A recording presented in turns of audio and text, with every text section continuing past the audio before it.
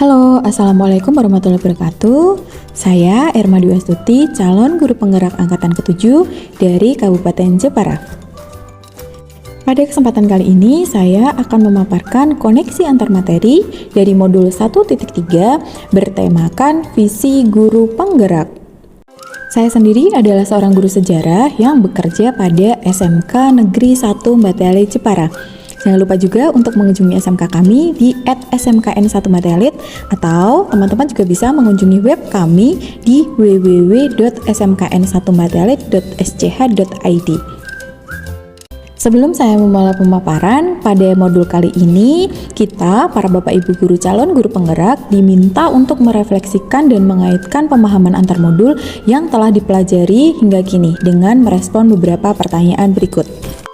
Pertanyaan yang pertama adalah, apa yang Bapak Ibu pahami mengenai kaitan peran pendidik dalam mewujudkan filosofi pendidikan Ki Hajar Dewantara dan profil pelajar Pancasila pada murid-muridnya dengan paradigma inquiry apresiatif di sekolah Bapak Ibu? Pada modul 1.3, kita mempelajari mengenai visi guru penggerak. Einstein mengatakan bahwa imajinasi merupakan tahap kecerdasan yang sebenarnya. Imajinasi menstimulasi adanya kemajuan dan melahirkan evolusi. Visi dapat dikatakan sebagai sebuah imajinasi. Selain itu, Bandura menyatakan bahwa visi adalah representasi kognitif mengenai gambaran tentang masa depan, dan dari pemahaman tersebut bisa kita simpulkan bahwa visi merupakan hal fundamental yang perlu kita miliki. Visi berbasis pada kekuatan kata untuk menggerakkan hati, menyemangati, menguatkan untuk melangkah maju secara kolaborasi. Visi seorang guru harusnya sejalan dengan filosofi pendidikan dari Ki Hajar Dewantara, yaitu menuntun segala kekuatan kodrat yang ada pada anak-anak, agar mereka dapat mencapai keselamatan dan kebahagiaan yang setinggi-tingginya, baik sebagai manusia ataupun sebagai anggota masyarakat, demi terciptanya student well-being. Proses menuntun murid perlu disesuaikan dengan kodrat alam dan kodrat zaman dari murid. Proses tersebut dapat dilakukan dengan 3 hal, yaitu Engarso Sungtulodo, Engmadyo Mangunkarso, dan Tuturi Handayani. Dari hal tersebut, dapat kita pahami bahwa fokus utama guru dalam menyusun visi adalah mengutamakan murid dan memandangnya dengan rasa hormat.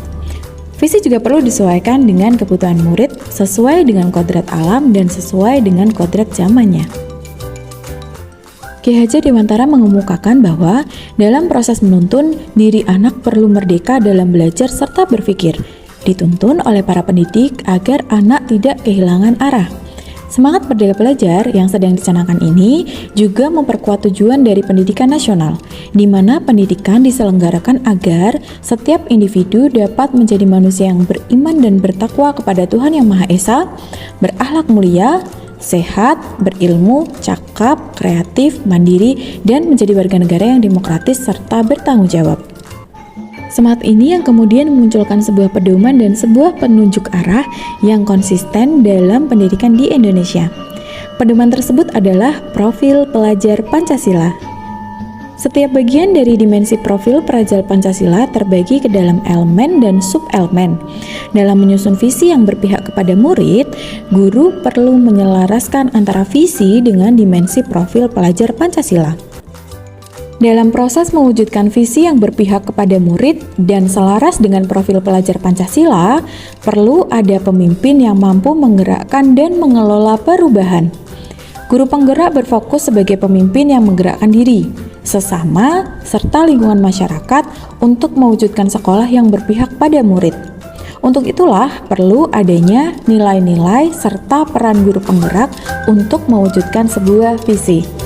Nilai-nilai guru penggerak diantaranya adalah berpihak pada murid, reflektif, mandiri, kolaboratif, dan inovatif. Sedangkan untuk peran guru penggerak sendiri yaitu menjadi pemimpin pembelajaran, menjadi coach bagi guru lain, pendorong kolaborasi, dan mewujudkan kepemimpinan murid, serta satu lagi yang terakhir, menggerakkan komunitas praktisi. Maka dari itu, guru penggerak perlu membuat visi yang berpihak pada murid, mampu mencerminkan nilai dan peran dari guru penggerak, serta mewujudkan profil pelajar Pancasila. Agar visi dapat terwujud dan terjadi proses perubahan, perlu adanya upaya nyata. Pendekatan IA atau inquiry apresiatif adalah salah satu cara untuk mewujudkan visi secara kolaboratif. Inquiry apresiatif merupakan pendekatan manajemen perubahan yang kolaboratif dan berbasis pada kekuatan.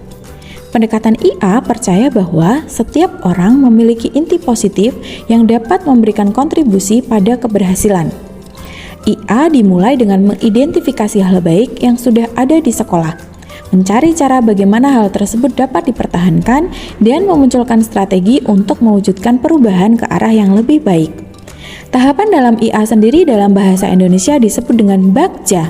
B untuk buat pertanyaan, A untuk ambil pelajaran, G untuk gali mimpi, J untuk jabarkan rencana, dan A untuk atur eksekusi.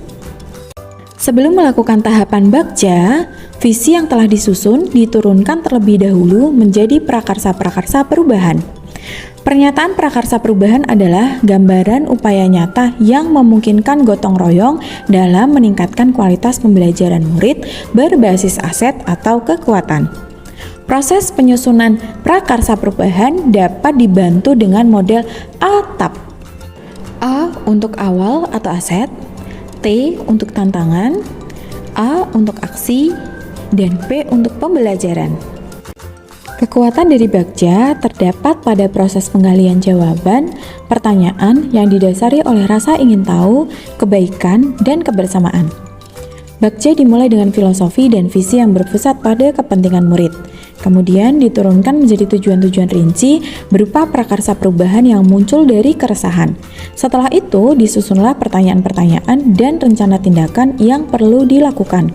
Kemudian merealisasikan hingga mendapatkan suatu temuan, baik itu berupa data, cerita, ataupun fakta, yang kemudian temuan itulah yang menjadi dasar untuk menelaah kembali rancangan pertanyaan dan tindakan yang telah dibuat.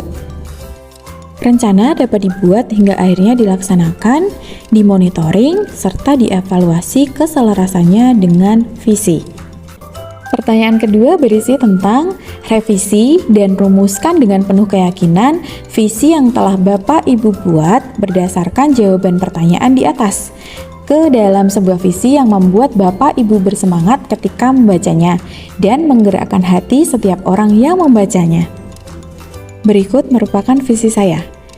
Isinya tentang terwujudnya peserta didik yang berakhlak mulia, cakap, kreatif, bahagia, mandiri, bertanggung jawab, dan menjadi warga negara yang demokratis dan tidak melupakan sejarah. Dan berdasarkan apa yang saya pelajari, kemudian saya merevisi visi saya menjadi terwujudnya peserta didik yang berakhlakul karimah, kreatif, bertanggung jawab, nasionalis, dan berwawasan global. Demikian hasil pemaparan dari koneksi antar materi modul 1.3.